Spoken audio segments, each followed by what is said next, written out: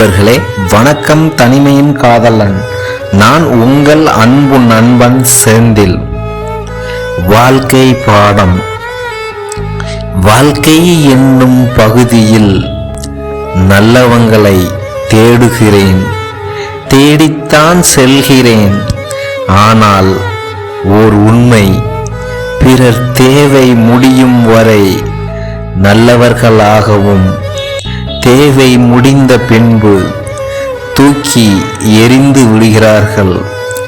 சூழ்நிலையும் சந்தர்ப்பம்தான் சிலரை நல்லவங்களா நடிக்க வைக்கிறதே தவிர நாம் நம்பி செல்லும் போதுதான் நம் நினைப்பு தப்புன்னு நமக்கே புரியுது. அன்புடன் தனிமையின் காதலனாய் உங்கள் அன்பு நண்பன் செந்தில்.